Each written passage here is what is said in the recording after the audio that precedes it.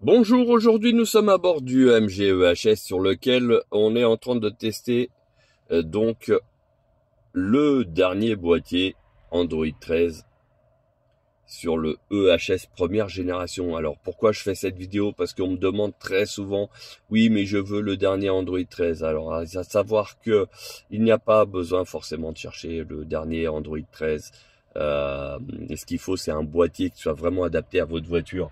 Et oui, pourquoi? Parce que vous pouvez avoir le tout dernier. D'ailleurs, il y en a plein qui me disent ouais, j'ai un Carling Kit, mais ça fonctionne mal, etc.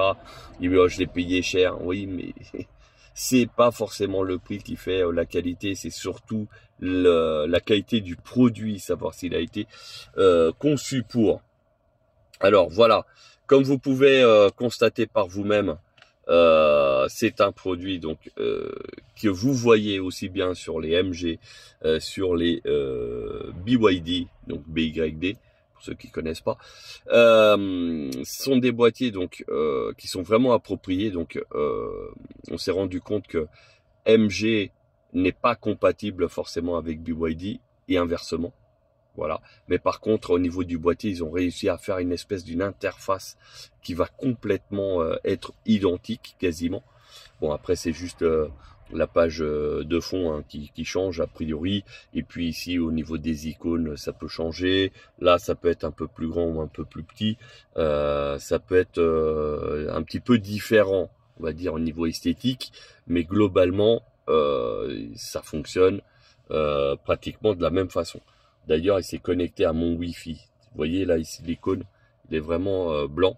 Ça veut dire qu'il est connecté à mon Wi-Fi. Donc là, en gros, je peux télécharger tout ce que je veux. Je peux aller sur Internet. Donc là, il y a Google. Vous allez voir. Donc comme c'est la première fois qu'il va se connecter, il va me demander de me connecter peut-être. Alors ici, regardez. Pour être très simple, hein, on va marquer Besvel Autoservice. Il est bon, en même temps ça va vite. Bon, on a des bons avis, des bons commentaires. Ça c'est parce que voilà, on est quand même assez sérieux. On a un véritable service après-vente aussi également. Voilà, on va mettre surtout la chaîne YouTube pour vous montrer que en fait ça fonctionne, qu'il n'y a pas de souci. D'ailleurs, dernière vidéo en date, au moment où je filme, c'est celle-ci. Vous allez pouvoir, donc c'est bien notre chaîne YouTube. Il n'y a pas de problème. D'ailleurs, j'en profite. Hein, il y a 14 000 abonnés et bizarrement, il y a 98% des personnes qui regardent la vidéo, enfin nos vidéos, ne sont pas abonnés. Donc, n'hésitez pas à vous abonner parce que ça donne de la puissance à la chaîne et surtout pouvoir vous proposer de nouveaux contenus inédits, etc. Donc, ça vous donne plus de possibilités. Donc là, j'avais coupé le son exprès pour les histoires de publicité. Donc la vidéo va démarrer après la pub. Donc, juste comme ça pour info. Ah tiens, d'ailleurs, c'est bizarre, il parle du mauvais choix du ZS, MG ZS EV. Je vous le dis, c'est un très très bon choix. Je sais pas pourquoi il met ça comme un mauvais choix, alors c'est un très très bon véhicule. Mais ça, pareil, on pourra en parler. Et d'ailleurs, je vous en parle pourquoi c'est une bonne affaire sur une de mes vidéos qui a déjà pratiquement 1 an, d'ailleurs. Et je vous en parle pourquoi c'est une bonne affaire. Là, vous voyez, ma vidéo, elle a tourné. Donc, je mets ici le son.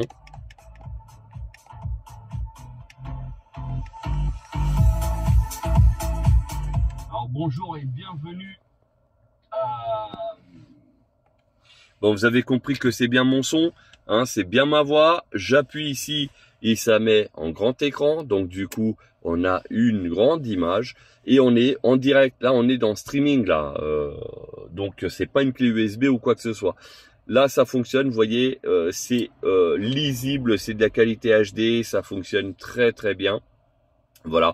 Donc vous avez compris que c'est un boîtier qui permet pas mal de choses, mais qui permet aussi et surtout de pouvoir mettre une autre source en même temps. C'est-à-dire que là, il y avait donc YouTube, et on va essayer de voir si on peut vous mettre une autre source. Qu'est-ce qu'on pourrait mettre? Bah, ça c'est 10 heures, donc il n'y a aucun intérêt, mais allez, on va dire les réglages. Et donc là, du coup, vous avez la vidéo, donc elle s'était mise en pause, ce qui est normal. Vous avez la vidéo d'un côté, mais comme vous pouvez aussi avoir le GPS de l'autre. Là, ça peut être le GPS, on peut inverser aussi, hein. Il n'y a pas d'ordre. En fait, celui que vous allez ouvrir en premier, il va s'afficher du côté conducteur. Voilà, c'est tout simple. C'est un truc tout bête à savoir. Donc, par rapport à un autre boîtier qui va être un petit peu plus simple, peut-être aussi un petit peu moins cher, cette version de boîtier va vous permettre surtout d'avoir deux affichages complètement différents. Et quand je vous dis deux affichages en même temps, regardez, on va essayer d'aller en chercher une du coup manuellement. Je vais vous chercher un GPS, c'est encore mieux. Parce que comme ça, on pourra vraiment voir que ça fonctionne. Et on fait ouvrir. Tac. Si, ouvrir, voilà. J'avais pas appuyé suffisamment fort puisque ça reste l'écran, malheureusement, du EHS première génération, dont certains qui ont suivi la chaîne n'est pas forcément l'une des meilleures tablettes. Hein. Voilà, c'est ultra lent et tout. Mais là, du coup, ça corrige la lenteur. Du coup, il est fluide. Et vous voyez, hein, on est vraiment ici au niveau du GPS. On est bien au bon endroit. Il n'y a aucun problème. On peut tout paramétrer, etc. Enfin bref. Voilà, donc c'est fonctionnel. Ça fonctionne. Vous pouvez agrandir un côté et rétrécir de l'autre, par exemple pour avoir plus d'images. Là, au niveau du GPS, bah, en fait, on a l'indication et ça suffit, mais on peut aussi agrandir de l'autre côté, par exemple. Voilà, avoir plus ici d'infos et une petite image ici, par exemple, si c'est un clip, il n'y a pas besoin forcément de voir l'image. Donc voilà. Sinon par défaut, donc c'est moitié-moitié, 50-50. Et ça fonctionne très très bien. Donc voilà, si vous êtes intéressé par ce genre de boîtier, n'hésitez pas à nous contacter. Bien sûr, nous avons du stock. C'est valable pour les vacances, bien sûr. Avoir un boîtier comme ça pour les vacances, c'est le top. Au moins, vous avez la paix pendant le trajet. Si vous avez des enfants, vous pouvez leur mettre Disney Channel, Netflix, Canal+, etc.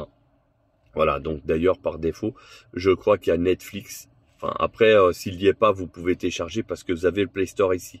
Vous mettez votre compte Gmail, ou si vous en avez pas un et que vous avez un iPhone, vous mettez votre adresse de l'iPhone.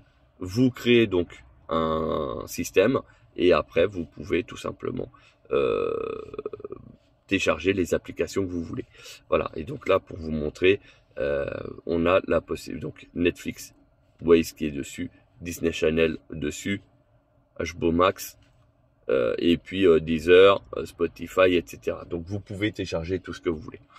Voilà, j'espère que... Alors bien sûr, pour ceux qui s'entêtent à nous dire oui, mais il y a des boîtiers qui sont fonctionnels, etc. Enfin bref, regardez, là on est quoi sur l'une des marques les plus vendues, hein, d'ailleurs, hein, CarLinkit, on est d'accord. Là on est sur une version 6/128, ok. Donc c'est l'un des hauts de gamme qui est vendu quand même un peu plus de 100... Non, je dis des bêtises, 219 €. Ouais, c'est ça.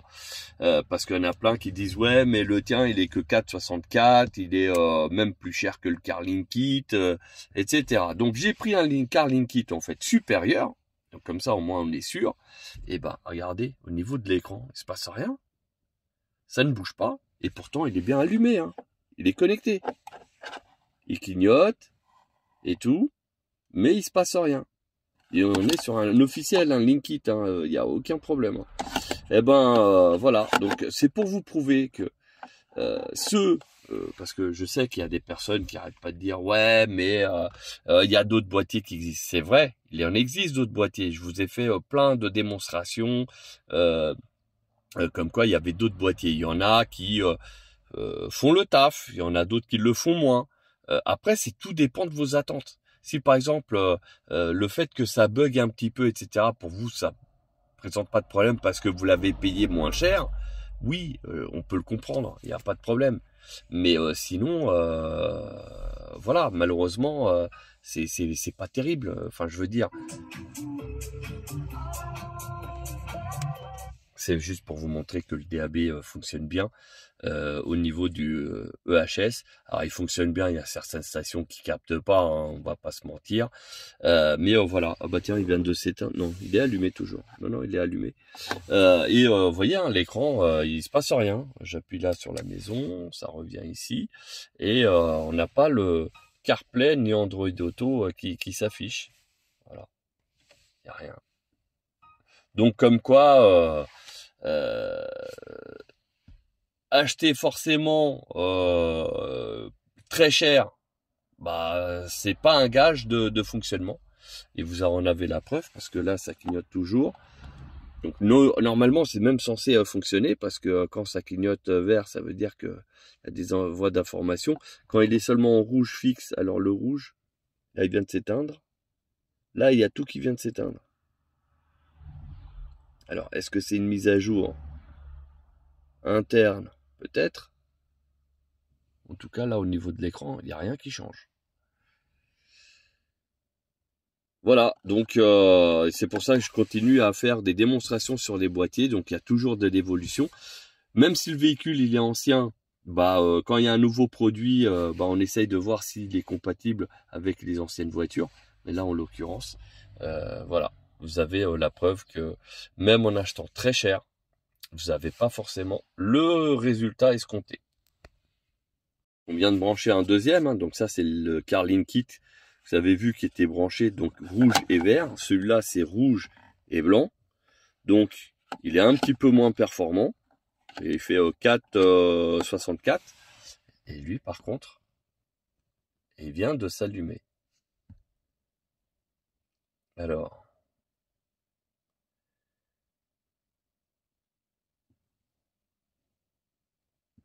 On va le laisser. Donc le premier démarrage, il est toujours long. Donc c'est normal. On va pas critiquer. Bah mince, il a disparu. Alors est-ce que c'est sous Android Auto? Non. Normalement c'est le premier, hein, il va mettre Apple CarPlay.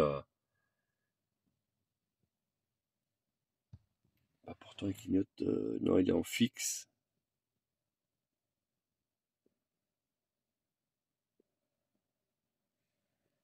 À l'écran. Bon, on va attendre encore un peu. Hein. Ah, ça y est. Tiens, il a rebooté. Alors peut-être que c'est normal.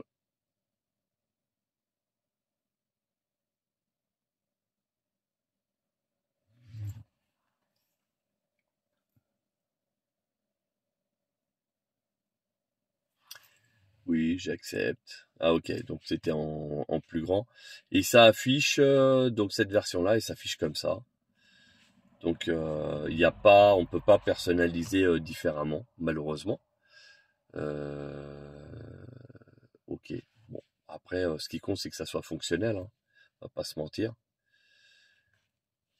Et puis ici, donc toutes les applications. Ah oui.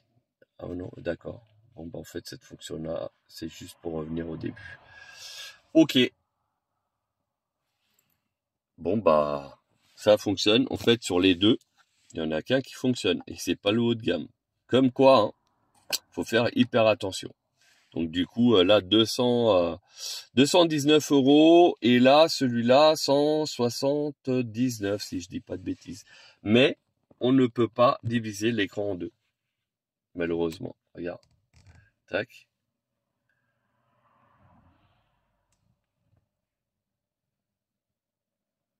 Charger tout ce que vous voulez.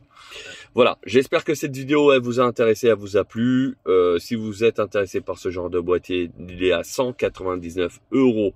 Donc que ce soit MG ou BYD, il faut savoir que ce sont des boîtiers vraiment propres pour la voiture. Donc il faut bien signaler si vous avez une BYD ou si vous avez une MG pour qu'on puisse vous envoyer le boîtier qui va sur votre voiture. Et comme ça, vous êtes sûr qu'il n'y a pas de bug ou autre. Voilà. Pour le reste, bah, n'hésitez pas à liker, à partager et à surtout à vous abonner. Je vous remercie d'avoir visionné cette vidéo jusqu'au bout et je vous dis à très bientôt.